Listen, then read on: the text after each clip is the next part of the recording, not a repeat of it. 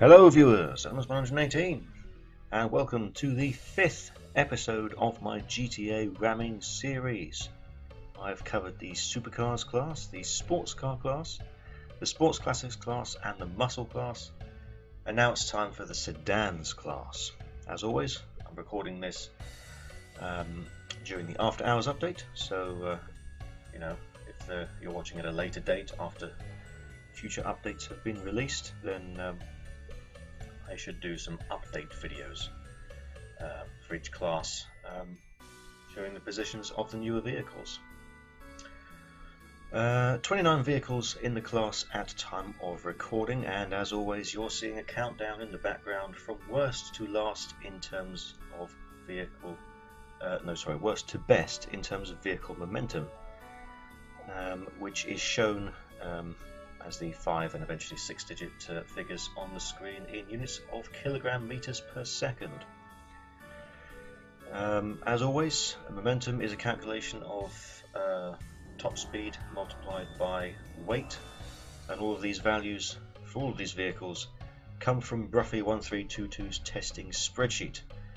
In the video description you can find links to Bruffy's YouTube channel if you want to watch his own testing videos, and also his website, and you can find a link to his testing spreadsheet from there. There's also a link to the GTA wiki, which is where all these images come from. There's a link to the playlist for this video series in case you have missed other classes of cars that I've done. There's a link to my own spreadsheet that contains all these values for all these classes. Only for the classes that I've already done videos on, by the way, so if you're looking for other classes that I've not yet done videos on, then please be patient. I will update the spreadsheet once those videos become available. There are also links to the individual pieces of music that you're hearing in the background, which are just there to drown out the white noise and silence when I'm not speaking. So, with all that covered, the sedans class, not quite like the previous two classes that I covered, the sports classics and the muscle classes, because they were known for having vehicles at the top that were heavy but not fast, and it was the weight alone that carried them to the top positions. Generally not the case for the sedans class, because most of the vehicles in the top 10, let's say, are not only the heaviest vehicles in the class, but they're also actually some of the fastest. There are some exceptions, of course.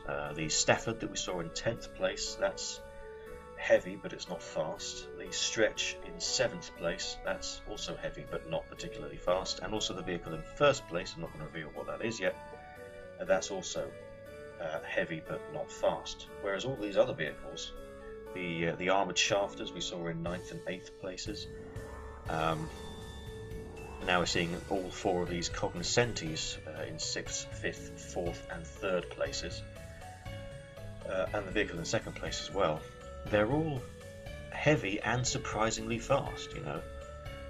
Usually vehicles in real life even that are heavy are not all so fast, you know, because obviously you need so much more power in order to overcome the vehicle's weight. The Super Diamond is the vehicle in 2nd place. That's really the pinnacle of sort of ordinary vehicles' weight in this class. It weighs 2.8 tons. It is in fact the 2nd heaviest car, and I stress car, that spawns on the road in GTA Online, the 1st place position going to the Patriot there. And then the turreted limo is up in 1st place here.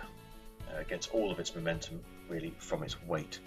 3.75 tons, yet it only goes just under 90 miles per hour. And then here we have the good old graph comparing all of these values in this class. Rather interesting really, because we have this sort of, the turreted limo is a fair amount ahead of the Super Diamond in 2nd place, and then the Super Diamond along with the 4 cognoscentes is quite a way above everything else. So it's sort of in sort of upper class within the sedans class in terms of momentum, at least. Whereas down at the bottom end, we've got the Ingot, the Warrener. They're not particularly close to anything else, but there isn't really a single outlier, a single extremity in either direction. There's a distinct sort of upper class and a distinct sort of lower class, and then there's the sort of average in the middle that we've seen for most classes. So more interesting, I think, than some of the previous classes that I've covered, mostly because in this class most of the top vehicles are in the top positions because they're both fast and heavy within the class. Obviously, the sedans class is overall not a particularly fast class. We've covered sort of the four major classes in terms of speed is concerned now. So we're just venturing into the slower classes, I guess. So, with all the theory out of the way, let's see some gameplay. And I'm going to show a variety of vehicles from different positions in the momentum list for the sedans class. And first up, we've got the Romero hearse on the left, Regina in the middle, and Ingot on the right. The Ingot was in very last place, by the way, so I'm glad I can show you that. And as you saw there, the Ingot is very bad at ramming, because, who knew, it doesn't like to keep its wheels on the ground when it does so. It likes to perform these silly front flips when it rams cars. It's not the first time I've seen this behaviour. We saw it, for example, with the Penetrator in the supercars class.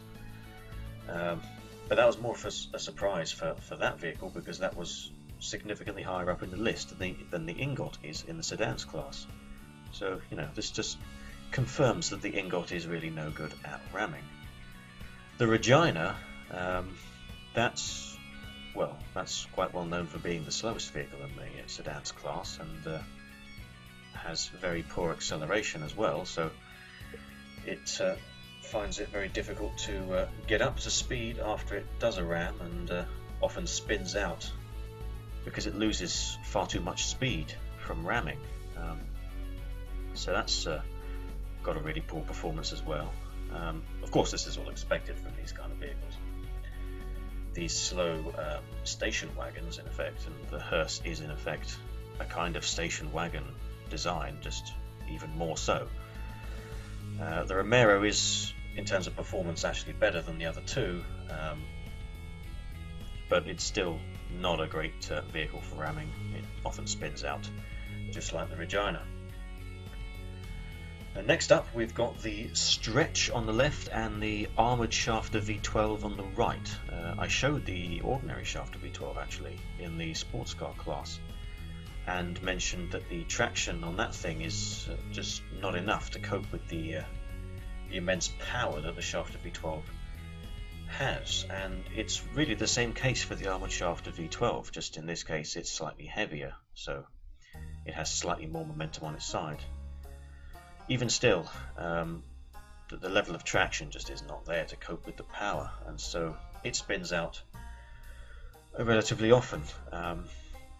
The Stretch, on the other hand, that's just got far too little power, and as a result it loses all of its speed from ramming, and it takes ages to get up to any kind of speed at all. It is a stretch to Washington, and I imagine it doesn't have a great deal of power to compensate for that. Not a great deal of power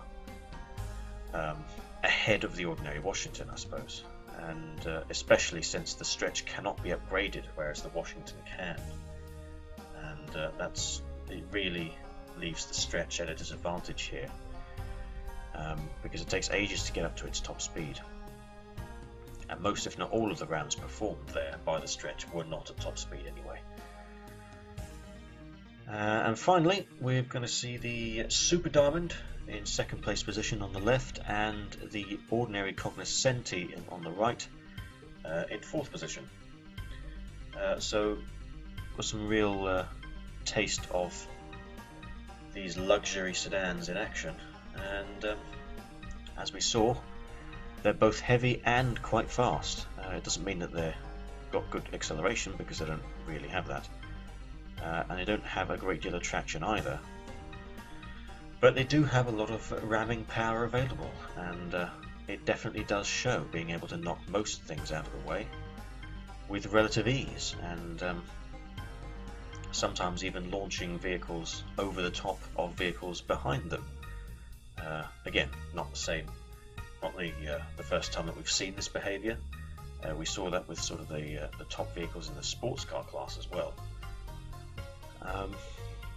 So, yeah, it's some good stuff from these luxury sedans that really get a lot of hatred for being sort of bad in terms of performance, but that's what you'd expect from these heavy vehicles. Whereas actually, when trying to push things out of the way, these are the kind of ideal vehicles, as long as you can keep the car under control while doing so. And once again, just to bring back to this note about the Super Diamond being the second heaviest car that spawns in GTA Online, the Patriot being the heaviest, the Super Diamond did ram a Patriot a couple of times there. It didn't do it particularly badly, but I wouldn't recommend ramming anything that's heavier than the vehicle that you're driving, as a sort of default rule, if you like. When you're trying to ram things, don't ram something that's heavier than you, and therefore obviously don't ram things like trucks and buses if you're just in an ordinary car, because you're going to come out worse due to the significant weight difference. So that's it from the Sedans class video.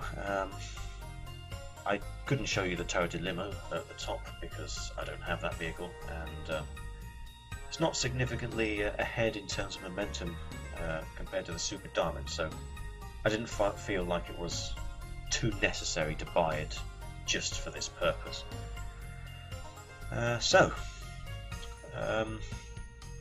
hope you enjoyed watching, and as always, feel free to subscribe if you aren't already, if you want to see future classes tested in this this video series. Still got plenty of classes to come.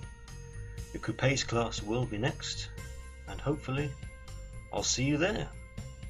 For now, viewers, as always, good luck with whatever games you're playing, and I'll see you next time.